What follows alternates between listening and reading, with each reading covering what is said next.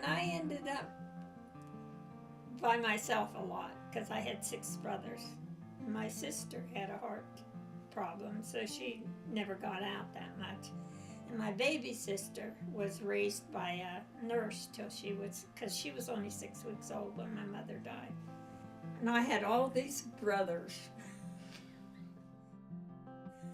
They were nice brothers, but they were ornery as sin. We lived on this farm, and our farm went right over the hill to the church. And some days I'd be so depressed. You know, you have all boys to talk to, you have no girls to talk to, and your mother's gone, and so I'd be real depressed. And I had this one apple tree I used to sit and lament under all the time, tell God my problems. That was kind of her place of solace, that she could go and that she could speak to God. And beyond that, of her speaking to God, I think the apple tree represented a place where God spoke to her.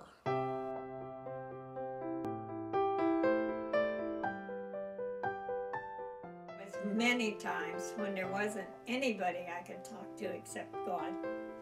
And I knew it. I don't know why I knew it, but I always knew that I could tell God about it. I just always knew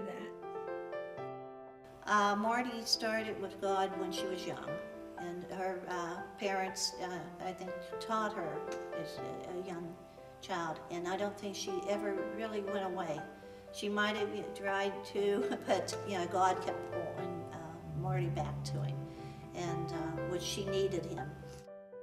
God has always been there to protect me. I think he knew I was alone, and he would always say, "That's a shame to say you're from a family of 9 kids and you're alone." But I was alone.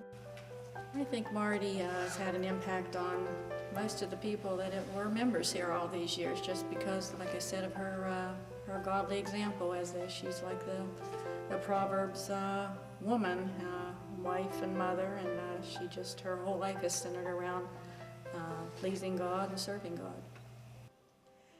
I don't know what it is, but there's something about this world that nobody, not too many, really look to God for the help. If they only knew that they could look to God instead of all these people around them, things would be much easier and people would be better.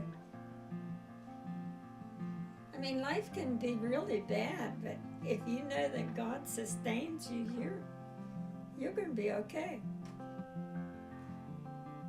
I don't care how bad it gets, you'll be okay. And anytime you talk to Marty, she always brings God into the conversation. You can tell that she lives a life of faith. I think keeping your faith is the main thing. Just keep your faith. I don't care how bad it gets. An exceptional part of her faith is that she can always identify with the presence of God in her life.